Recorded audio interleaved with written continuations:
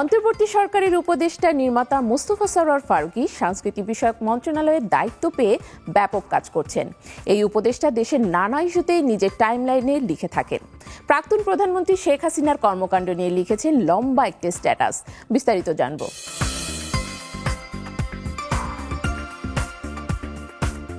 গত ৫ আগস্ট আওয়ামী লীগ সরকারের পতন হলে ৮ আগস্ট দায়িত্ব গ্রহণ করে অন্তর্বর্তী সরকার। দায়িত্ব গ্রহণের পর অন্তর্বর্তী সরকার কয়েক ধাপে বৃদ্ধি করেছে তার উপদেষ্টা মণ্ডলীর সংখ্যা। সম্প্রতি সংস্কৃতি বিষয়ক মন্ত্রণালয়ের দায়িত্ব পেয়েছেন চলচ্চিত্র নির্মাতা মোস্তফা সরোয়ার ফারুকী। ইতোমধ্যেই ফারুকী সংস্কৃতি বিষয়ক মন্ত্রণালয় নিয়ে কাজ করতে শুরু করেছেন, যা তার টাইমলাইন ঘুরে দেখলেই বোঝা যায়।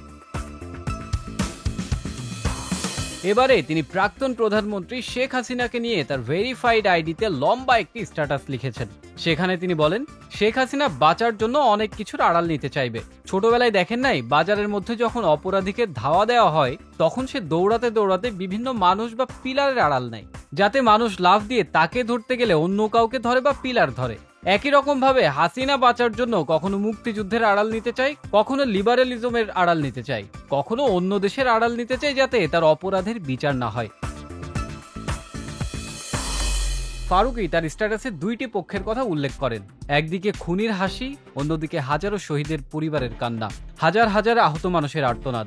শেখ হাসিনাকে হিটলার হিসেবে আখ্যায়িত করে উপদেষ্টা ফারুকী বলেন, আপনার নিউজ ফিড খেয়াল করে দেখেন, গত কয়েকদিন কোন কোন বিষয়গুলো আপনার ফিডে আসছে। দেখেন কে বা কারা এই কনভারসেশন অন্যদিকে ঘুরিয়ে দিয়েছে। কনভারসেশন অন্যদিকে গেলে আওয়ার ওন হিটলার হাসিনার চেয়ে বেশি খুশি কে হবে? একটু ভাবেন, কনভারসেশন জায়গা মতো রাখি চলেন।